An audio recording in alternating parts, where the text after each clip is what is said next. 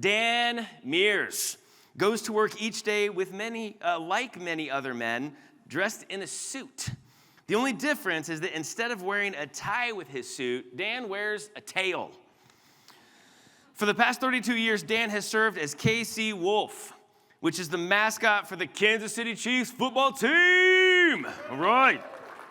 I'm from Kansas City. All right. When he began his career with the Chiefs back in 1990, Dan never dreamed that he would still be wearing a costume over 3 decades later.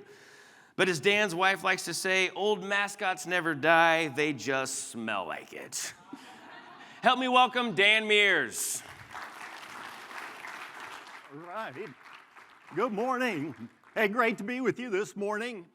As Devin said, I am from Kansas City. My name is Dan Meers. Back in Kansas City, I'm kind of known as the man that's got a strange occupation, okay? I'm a mascot. Now, when you're a mascot, the question I get asked more than any other is this: how did you get that job, okay?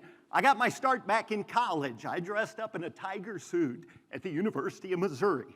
I did that for 4 years, and then I graduated. That made my parents really happy because all the smart kids graduate magna cum laude. I graduated thank the laude, okay? So I graduate, go out, get my first job after college, dressing up in a professional baseball. I dressed up in a bird outfit for the St. Louis Cardinals. Now, if you look at this picture, you can tell the guy that was Fred Bird before me, he was a short guy. You see, I'm pretty tall. That meant his feathers covered up a lot more than my feathers covered up in the bird suit. And so I'm running around St. Louis dressed up like a bird. I get a call from the Chiefs. They wanted to know if I'd be this character, KC Wolf. And I thought, I bet I'll look a lot better going to work each day in gray fur than yellow tights. And so I took the job in Kansas City. And I've been there. This is my 33rd season with the Chiefs this year. And I know you're thinking that's a long time to avoid a real job, and you're right, but I love what I do. I get paid to act goofy. I get to meet the players. I get to hug the cheerleaders, even though I don't do that near as much because 29 years ago, this wolf got married to a fox, and the fox does not like me hugging cheerleaders. And I did bring a picture of my wife today. There she is. That's my trophy wife, and you can tell we've been married a while. We're starting to look alike after 29 years. But here's a better picture of my family. This is all of us together. Everybody kind of looks alike in my family. And then here's us out of costume, me with my shirt off. And then a picture of me with my shirt back on. But my wife's in the red sweater. We've got 3 great kids. And I love being a dad. All 3 of my kids brought me in for show and tell back in kindergarten. It was kind of fun. I even got to trick or treat with them about 18 years ago. Of course, I went as the wolf. My kids were the 3 little pigs that year. So good times. But now my kids are older, though, and 2 of my kids are married. I've got 1 in college. So my wife and I are now empty nesters. And we're like, well, what do empty nesters do? So you know what we did? We sold our house. We bought a house on a lake. And I never dreamed how much fun a mascot could have on a lake. My wife calls me the lake rat. But this summer, I've been inner tubing. I'm pretty good at water skiing. Every now and then I'll take the wave runner out. But what really gets my neighbors' attention more than anything else we do at the lake is when we take the whole family out on the pontoon boat. And honestly, I cannot tell you if that's against homeowner policy or not, but we don't care because we're having a lot of fun right now. But I love what I do. Being a mascot is just so much fun. But I once read this, that if you ask a man his occupation, all you do is you find out how he pays his bills. But if you ask a man his preoccupation, then you'll discover the passion of his life. Well, my occupation's mascot, but my preoccupation, what I'm passionate about, for me it's simply 3 things. Number 1 is my faith. Number 2 is my family. Number 3 is just using my life to make a positive impact in this world that I live in.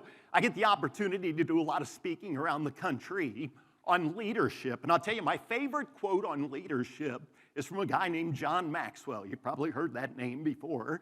But John Maxwell once said that leadership, it's not about titles, positions, or flow charts. Leadership is about one life influencing another. And honestly, That's what I'm passionate about, is encouraging others to live a life of influence in their homes, their workplaces, their communities, in this world that we live in together. And one of the reasons I'm so passionate about this is that on November the 23rd of 2013, I had a major wake-up call in my life. On that day, I literally came within inches of losing my life.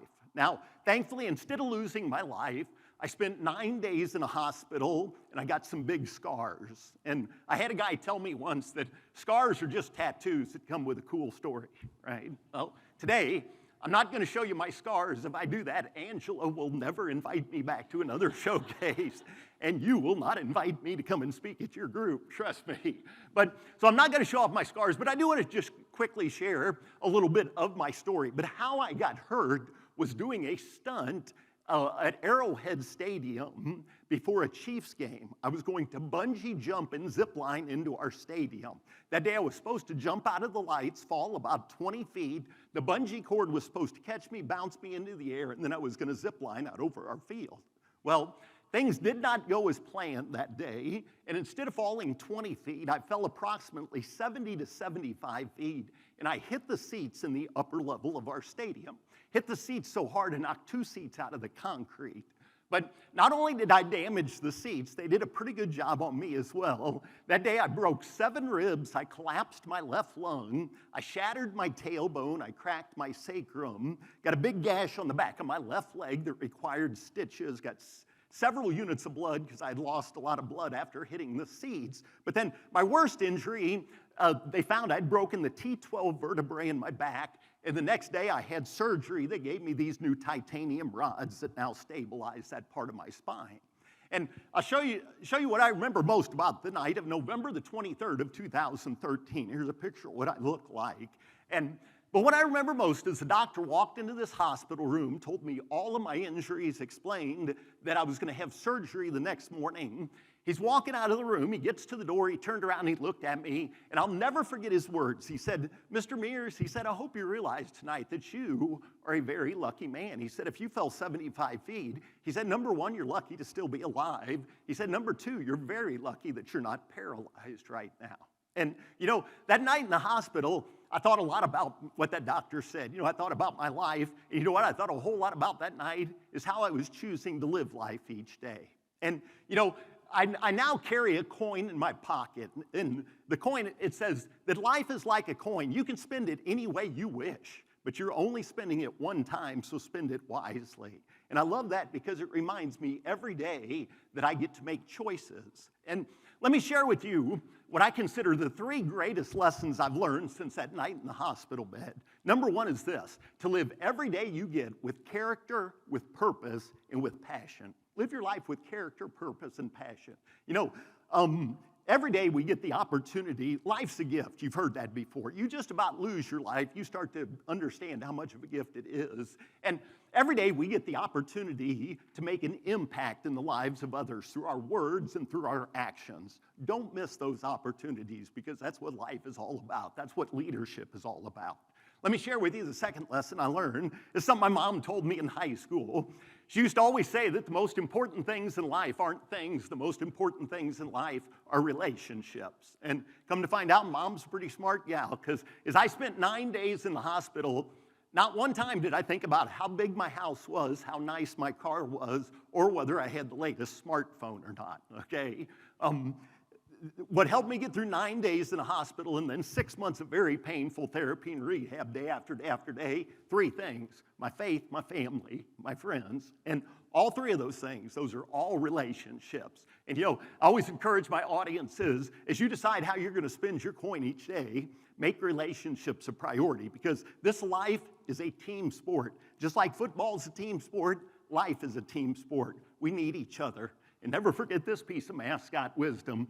It's the banana that gets separated from the bunch. That's the first one that gets eaten. Think about that. That's deep, isn't it? Yeah, don't think too hard on that right there.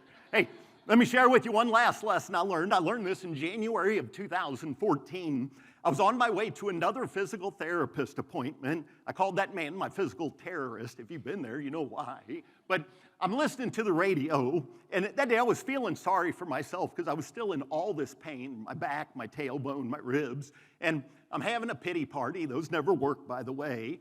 And I'm listening to the radio. This radio personality comes on, and he says this: every morning you wake up, everybody's got something to complain about. Everybody's got something to be thankful for. He said, whichever one you choose to focus on, it's going to determine your attitude for the day. And I remember sitting there thinking, I just learned a valuable lesson. I learned that, yeah, I guess I could sit and complain about my 7 broken ribs, or I could choose to be thankful. I had 17 good ones that weren't broken yet, right? You know, I realized I could complain about my collapsed left lung that still wasn't back to normal. I wasn't sure what was going on, but something wasn't right. Or I could be thankful I had 2 lungs. My other one worked just fine, okay? I realized I could complain about all these new scars I have on my body, or I can be thankful if I keep my pants and shirt on like I'm supposed to. Nobody gets to see those scars, okay?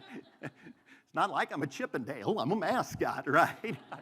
And by the way, I should tell you, that picture I showed earlier, that was photoshopped, okay? I don't really look like that with my shirt off, okay?